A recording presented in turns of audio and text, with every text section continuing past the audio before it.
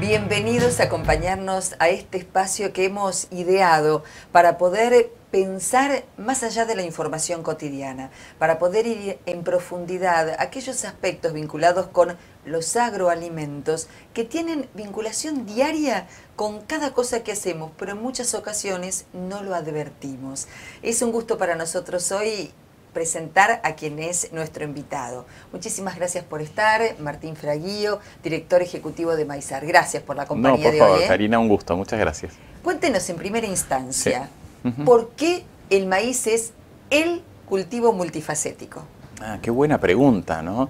¿Cómo es que el mundo, ¿no?, pasó de el inicio, hace miles y miles de años, de elegir los primeros cultivos?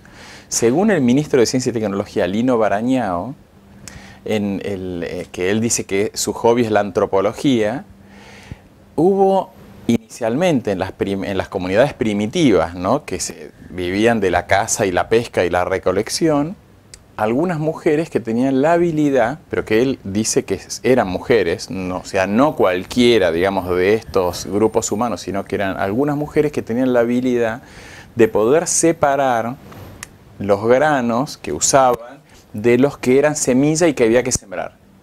Y que ahí es donde empieza esto que llamamos la agricultura. Claro. Pero claro, inicialmente se sembraban en todo el mundo miles de cultivos, miles de plantas diferentes que el hombre aprendió a seleccionar, o las mujeres aprendieron a seleccionar cuáles de esos granos eran semilla con valor genético como para generar mejora en la generación siguiente y más rendimiento por hectárea y más productividad por árbol o por planta.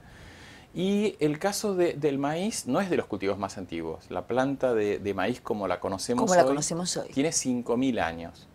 Y la crean los aztecas en la península de Yucatán. O sea, se sabe que no es una planta silvestre que se domesticó, como es el trigo o el sorgo o la caña de azúcar o muchas otras plantas que en la naturaleza esa planta existe y fue el hombre el que la fue seleccionando para lograr las características que quiere. En el caso del maíz se sabe que había unas 3 plantas, de las cuales hay 2 que están extintas, o sea que hoy no se puede empezar con maíz de cero, pero que empezaron estos genetistas, ¿no?, primitivos de hace 5.000 años, sabiendo que cruzaban estas plantas, y ya en esos imperios maya y azteca el maíz se transforma en pocos años, junto con la papa, en los 2 principales cultivos.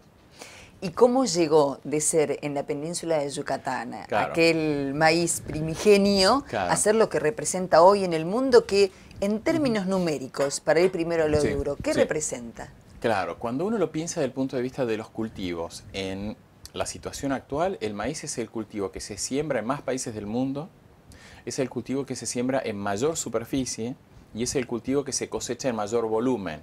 O sea que es una superficie muy grande en todo el mundo. Casi todos los países del mundo, salvo muy pocos, no siembran maíz, porque aún los países árabes en la mitad del desierto, para alimentar sus vacas o sus pollos, tienen sistemas de riego. Claro, como tienen energía muy barata, aunque tengan agua cara, lo mismo el cultivo de maíz es un cultivo que les rinde, pero ese es como el camino, ¿no?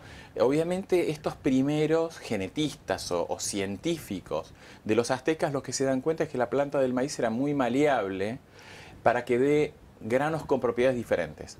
Y hoy vemos algunos que son sorprendentes, ¿no? Como podemos comer un choclo, pero al mismo tiempo vamos al cine y nos comemos un pochoclo, que son como manifestaciones totalmente diferentes, ¿no? Si uno piensa, no sé, en 2 manzanas o 2 tomates, claro, no hay diferencias tan enormes donde uno lo pone en una sartén y explota, y el otro uno lo come y es blandito y líquido, digamos. Uno es el extremo de lo seco y el otro el extremo de lo húmedo, ¿no? Y como eso todavía hay otras, más de 100 clases de maíz diferentes, ¿verdad? ¿Cuánto tuvo que ver la intervención humana en esto de tener un maíz pisingallo y en el de tener un maíz apto para determinadas zonas, incluso con características de suelo diferenciales? Sí, eso solo fue decisión humana.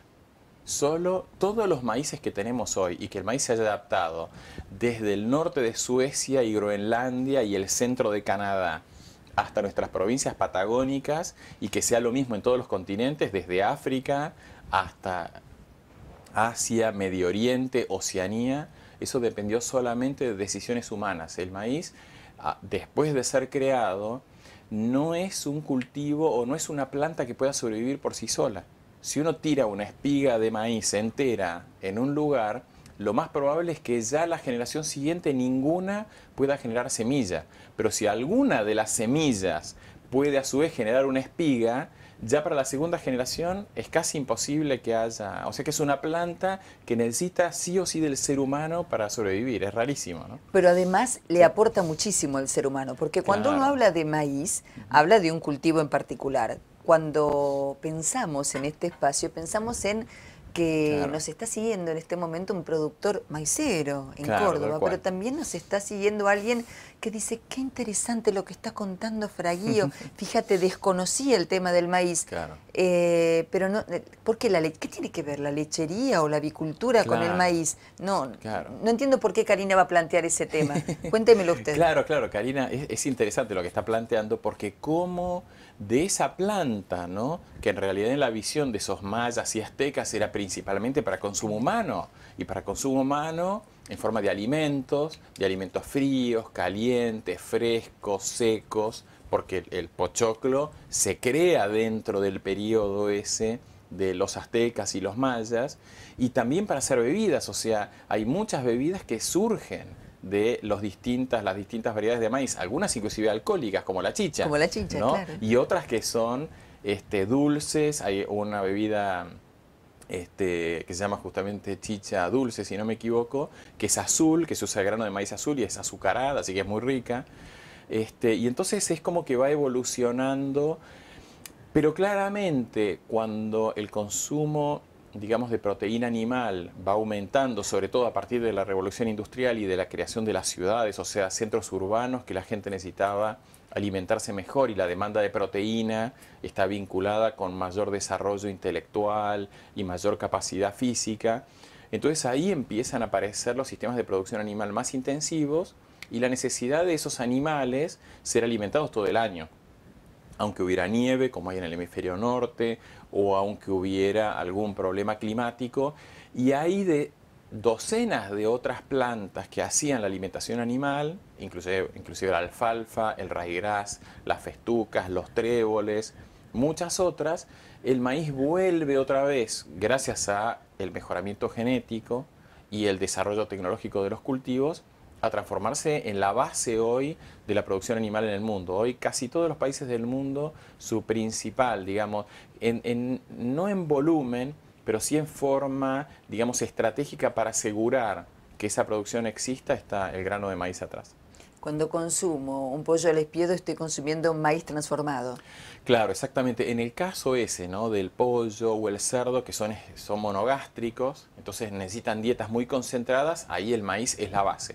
Pero si pensamos, por ejemplo, en la leche, la vaca lechera, su alimentación principal es en forma de pasto o de fibra, y ahí también el maíz, a través del silaje de maíz de la planta entera, se toma la planta entera verde, se pica y se le da de comer a las vacas. No se me adelante, que ahora vamos a ir a ese tema, no se me adelante, ahí está. Bueno. Porque decíamos, es la base para la alimentación avícola o porcina. Exactamente. Pero ahí vamos al tema lechero. Hay otra aplicación, Claro. como la compu, vio que los chicos tienen Claro. los teléfonos. Hay otra aplicación Claro, posible, tal cual. si vamos al Play Store del maíz, ¿no? Claro, exactamente. Y es la del silaje. Y es la del silaje, claro, donde cuando vemos esta planta, ¿no?, lo que nos damos cuenta es cómo la planta de maíz se fue adaptando a producir solo el grano, como es el caso del trigo o el caso de la soja, donde el único elemento que el hombre extrae está dentro del grano.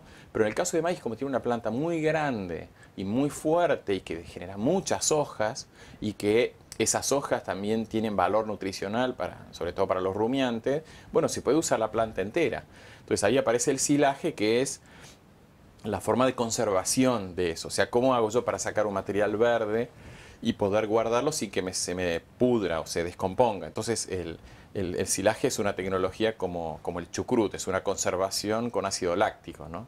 Ahora bien, en estos días en el que no se puede eludir la realidad y en el que la cuestión del costo energético ha sido cada vez más influyente en muchas actividades, no solamente industriales, sino también de producción primaria, e incluso en el uso doméstico, Sí. el maíz también puede aportar. Quizá el Sí. común denominador de la gente conoce fuertemente la aplicación del azúcar, ¿no? Claro, O de la exactamente. caña de azúcar Sí. para su derivación en el Sí. etanol pertinente. Sí. ¿Qué ocurre con el maíz y qué responde? Primero cuénteme el proceso y después le Claro, pregunto qué responde sí. a quienes durante mucho tiempo dijeron no podemos derivar Claro. un producto como el maíz, que es para la alimentación, con destino a la energía. Explíquemelo Sí. todo. Claro, como tenemos un poquito de tiempo, una discusión y que la tuvimos una vez con el ministro actual de Energía, no con el ministro Aranguren, es en la visión del hombre del siglo XX, digamos, quizás siglo XIX, siglo XX, la fuente primaria de energía de las actividades humanas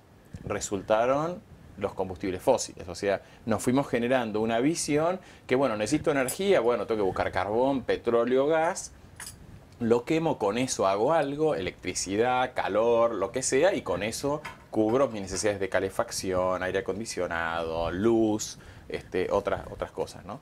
Pero en realidad, a medida que el problema ambiental se fue haciendo más evidente y el cambio climático y las preocupaciones de la ecología, y entonces mucha gente empezó a decir, bueno, pero en realidad nuestra fuente primaria de energía no son los combustibles fósiles. La fuente primaria de energía es el sol.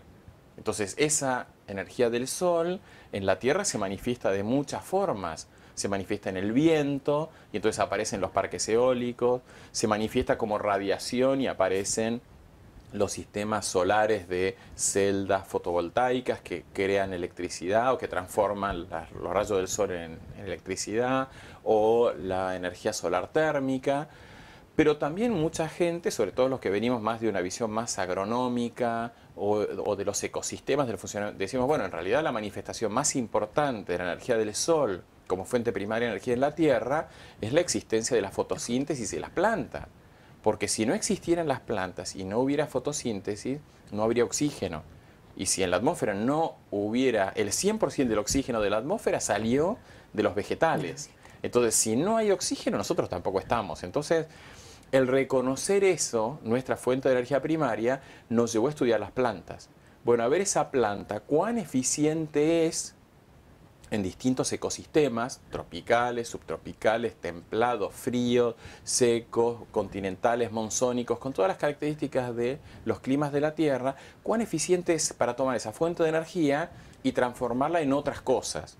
Y cuán capaces somos de agarrar, y ahí es donde el maíz se fue, digamos, demostrando a sí mismo con una gran capacidad de adaptación a muchos territorios, una gran capacidad de generar un volumen muy grande de materia o de biomasa que puede ser transformada en distintas formas de energía. Una es el etanol, que sale principalmente del almidón del grano.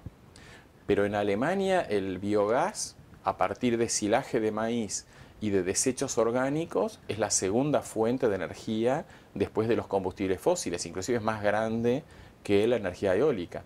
¿Cuán lejos estamos de lograr que, habida cuenta del volumen de Sí. producción local Sí. y de la inversión que fuera necesaria, podamos tener más fuentes de energía ya constituidas? Conocemos experiencias importantes en la provincia de Córdoba, por ejemplo, Sí. a partir de biomasa o de etanol de maíz.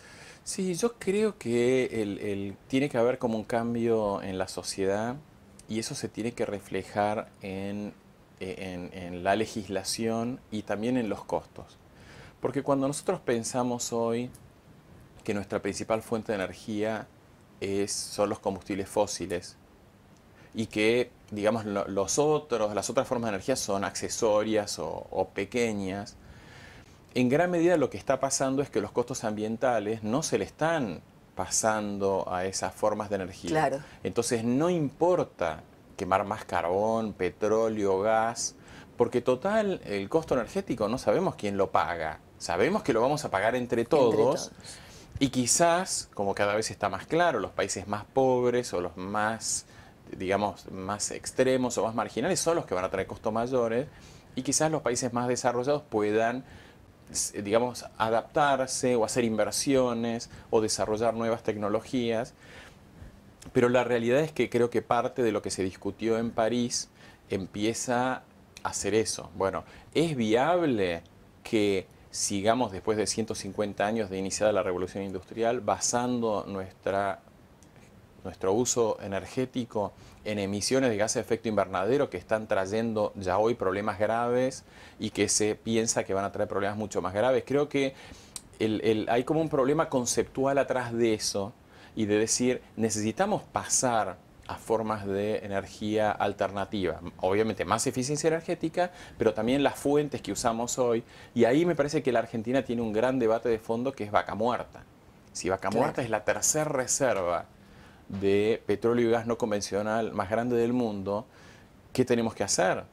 Tenemos que buscar nuestras energías renovables que son súper competitivas, la eólica, la solar y la biomasa en Argentina son increíbles frente al resto del mundo, o seguir mirando a las cuencas estas de petróleo y gas. ¿Cuál es la comparación, si tuviera que hacerla hoy, entre el desarrollo del maíz, en términos no solamente de volumen de producción, entre la Argentina y Estados Unidos, que sabemos que es el líder en materia de cantidad y desarrollo de la industria asociada al maíz? Sí, hoy Estados Unidos está llegando a unas 400 millones de toneladas de producción total. Está en un rendimiento medio por hectárea de 11.000 kilos aproximadamente. Y la Argentina está, este año según el Ministerio de Agricultura, la cosecha son 37 millones de toneladas, así que coincidiría justo en ser un décimo, un 10%. Y estamos con un rendimiento medio de un poquito menos de 8.000 kilos, 7.700 kilos, o sea que estamos un poquito atrás en rendimiento. Creemos que este año va a crecer mucho el rendimiento por hectárea. ¿Con qué tiene que ver esa diferencia de rendimientos? Y sobre todo con el desarrollo tecnológico. A pesar de que nuestro productor viene... No estamos hablando de cuestiones climáticas. Bueno, obviamente el clima también ayuda, pero son lo imponderables. Que vemos, claro, y además lo que vemos es que el cultivo de maíz es un cultivo tan maleable y tan ajustable en sus prácticas de cultivo, que para los tipos de clima que tenemos nosotros, la Argentina debería apuntar a tener rendimientos iguales a los de Estados Unidos. Quizás levemente inferiores, pero si toda nuestra cadena de valor, digamos, desde la agronomía, el desarrollo de los cultivos, los suelos, el cuidado de los suelos, malezas, insectos, y todo lo vinculado con los aspectos productivos hasta la cosecha estuviera en el mismo nivel de desarrollo que Estados Unidos, yo creo que deberíamos tener o el mismo rendimiento o algunos puntos menos, pero no menos que eso. ¿Cree usted que, habiendo cambiado las condiciones que tienen que ver con las cuestiones de cuotas de exportación, de retenciones a las exportaciones, el crecimiento o no solamente del área sembrada con maíz, sino de la producción, de la inversión, por eso iba la pregunta de la tecnología, puede variar en los próximos años? ¿Cuál es la perspectiva que tienen? Sí, Karina, eso para nosotros lo que ocurrió hasta ahora, ¿no? En estos 100 y pico días de gobierno es muy importante, o sea, eliminar las trabas a la exportación de todos los productos de la cadena de maíz, empezando por el grano, pero siguiendo hasta pollo, cerdo, carnes, lácteos, productos de la industria, es muy importante, muy, muy importante. Pero si pensamos en un mediano plazo, en un largo plazo, la llave de la cadena del maíz de desarrollar todo su potencial de empleo, de inversión, de desarrollo, está en la transformación. En el maíz es diferente a la soja, porque la soja en Argentina puede aumentar su producción y va a exportar todo, como pasa hoy. El 90 y pico % de nuestra producción de soja se hace para clientes externos. Pero en el caso del maíz no es así. El mercado externo es un mercado chico, es un mercado que tiene muchas trabas. Como todos los países del mundo producen algo, no quieren importar. Pido un paréntesis, discúlpeme, ¿quiénes son nuestros principales importadores? Y eso también es interesante, porque en el caso de la soja hay 2 o 3 que son claramente enormes. Los que son China, la Unión Europea y otro par más. En el caso del maíz, un año normal hay 80 destinos. Y normalmente de un año al otro, los 10 primeros cambian. Pero podemos, digamos, para poner zonas del mundo de 80 destinos, los principales normalmente son de Latinoamérica, Chile, Colombia, Perú, con ciertas variaciones. Si el precio baja, algunos de estos países empiezan a comprar a Estados Unidos y nos dejan afuera a nosotros. Si el precio sube, nos compran a nosotros por el Tratado de Libre Comercio con Estados Unidos. Después los países del Medio Oriente son también tradicionalmente muy importantes. En los últimos años apareció Corea, que fue varios de los últimos 5 años primer importador argentino. Japón de a poquito va creciendo, pero ¿Y qué pasa con China? ¿Es simbólico hasta ahora? Y China es el segundo productor mundial después de Estados Unidos. y China tiene una producción tan enorme. Hay que pensar que China en los últimos 10 años pasó de producir 100 millones de toneladas de maíz a 250 millones de toneladas de maíz. Y Con mucha o esto poca tecnología. es una muy buena pregunta, porque en realidad viene también creciendo rápido y está hoy en rendimientos medios de 4.000 o 5.000 kilos Claro. por hectárea. Nosotros estamos en 8.000, 8.000. Estados Unidos en 11 y China en 4 o 5. Pero para ellos el nivel de empleo, hay que pensar que en China la mayoría de los productores de maíz siembran 1 hectárea, media hectárea, 1 hectárea, 2 hectáreas, todo a mano y todo cosechado a mano y todo transportado en bicicleta hasta la entrega de la primera entrega. Entonces eso requiere una mano de obra. Entonces para ellos todavía están en la duda si les conviene pasar a importar maíz, que obviamente es maíz más barato. Para ellos el maíz traído del exterior es más barato, o seguir subsidiando y ayudando a su producción externa. Entonces hay un año que importan, al año siguiente no permiten importar nada y favorecen y dan subsidios internamente, pero para ellos es todavía un cultivo como de duda, digamos, ¿no? No le pido que sea David Copperfield, aquel que tenía el poder por lo No, menos imposible. mediáticamente, de contar qué iba a ocurrir. Ajá. Pero volviendo a la pregunta inicial, yo lo interrumpí, Ujú. le pido disculpas. ¿A qué No, no. volumen cree o a qué Sí. superficie cree que podríamos llegar en los próximos años, si es que ya hay una evaluación, de mantenerse en las condiciones actuales? Y yo creo que hay igual algo en las condiciones actuales que creo que tiene que cambiar, que es la relación de la Argentina con su energía.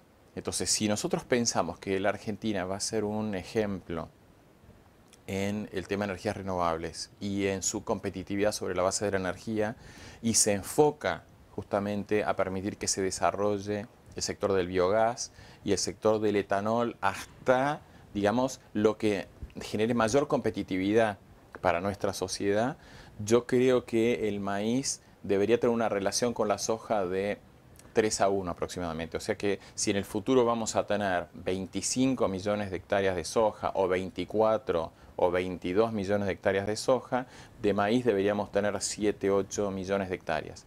Y una parte importante de eso yo creo que debería ir a abastecernos de gas natural y abastecernos de combustible para el transporte. Hay mucha gente que desconoce que hoy estamos utilizando el etanol Sí. las noticias dicen, aumentó el corte de combustible.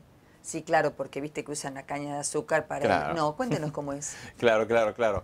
Sin saberlo, ¿no? Cuando Sí, digo sí, que sí. tenemos vínculo todo el tiempo con Todo el el tiempo. campo y Sí. sin saberlo, bueno, Sí. por ejemplo, este tema, noticia, aumentó el corte de Claro. biocombustibles en las naftas. ¿Cómo Claro. es?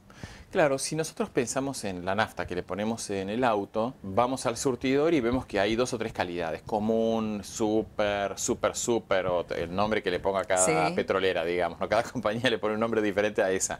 Son 3 calidades que varían en algunas variables como el nivel de octanaje, ¿no? El nivel de oxígeno y otras cosas más. Digamos, en todo el mundo en los últimos 10 años, lo que se comprendió es que los aditivos que le daban esas variaciones a la nafta para hacerla mejor y más cara, o del medio, o la más barata, lo que daba esas 3 calidades eran derivados del petróleo que generaban muchos problemas ambientales. Uno de los problemas de uno de estos aditivos es que cuando hay una pérdida de un tanque en la estación de servicio y ese combustible se mezcla con la napa, ese producto se disuelve en el agua y es cancerígeno. Entonces se empiezan a contaminar napas y ya hay muchas partes del mundo de que esas napas tienen niveles de riesgo de cáncer si se consumen muy grandes, no porque tengan nafta, porque la nafta no se disuelve en el agua, pero sí este aditivo que es el que generaba los octanos. Entonces, en estos últimos 10 años en todo el mundo, lo que se entendió también, que ya lo había entendido Henry Ford hace más de 100 años, es que en realidad el mejor aditivo para elevar octanos y para, digamos, mejorar el contenido de oxígeno de la nafta es el alcohol. Es muy competitivo, no tiene ningún riesgo, digamos, el alcohol nosotros lo tomamos y a lo sumo nos harán la alcoholemia, Claro. pero digamos que no hay ningún problema en el alcohol, en la salud humana, más allá del efecto inmediato como y en se el llame, exceso, ¿no? claro. Y obviamente en el exceso, pero lo que se entendió entonces es que como un aditivo era ideal y encima tiene un costo por litro de nafta mucho menor que el que tienen estos derivados que se venían usando. Entonces ahí empieza un desarrollo muy grande en todo el mundo de usar este tipo de combustible, y ahí es donde está hoy la Argentina, más o menos en ese 10-12%. Hoy estamos específicamente en toda la nafta que se vende en Argentina hay 12% de alcohol, y se reemplazó casi por completo, no por completo, este tipo de aditivos, y todavía estamos en la discusión si la Argentina no podría ir a una mezcla como la que tiene Brasil, que es mucho mayor. La última, ¿Sí? si hoy tuviera que graficar con un granito, para que la gente lo pueda entender en Sí. términos muy sencillos, con un granito de choclo, con un dientecito de choclo, Sí. como decía mi mamá cuando yo era Sí. chiquitita, tuviera que graficarlo, ¿qué porción le corresponde a la alimentación humana? Claro. ¿Qué porcentaje a la alimentación animal? ¿Y qué Claro. porcentaje a la generación de energía o de biomasa, que es menor? Claro, claro, Si digamos, pudiéramos sí, porcionarlo exacto, si dividimos a nivel mundial, a nivel mundial. si nosotros pensamos que hoy el mundo produce más o menos 1.000 millones de toneladas de maíz, ¿no? Hay una parte que son más o menos unas 160, 170 millones de toneladas que van a biocombustibles, pero de esas vuelven más o menos 60 o 70, con lo cual el consumo de biocombustibles de maíz es 100, porque vuelven a alimentación animal. O sea, de las 1.000 millones de toneladas hay 100 neto que están yendo a este sistema, digamos, de etanol en combustible, en la nafta. Las otras 900 millones de toneladas, aproximadamente 800 y pico, casi 850, van a alimentación animal, y menos de 50 van a alimentación humana en forma directa o indirecta, ¿no? Martín Fraguillo, director ejecutivo de Maizar, ha sido un placer conversar con usted como siempre, ha sido muy atento. Bueno, gracias Karina, siempre un gusto, gracias. Igualmente le agradecemos como siempre la claridad de los conceptos y el poder llevarnos en esto que estamos pensando como un espacio para analizar de manera tranquila, café mediante, mate cocido en algunos casos, el análisis de los temas que tienen sí o sí que ver con nuestra vida cotidiana y que muchas veces nos pasan por delante sin que siquiera podamos darnos cuenta. Para pensar sobre eso, generamos este espacio. Muchas gracias por acompañarnos.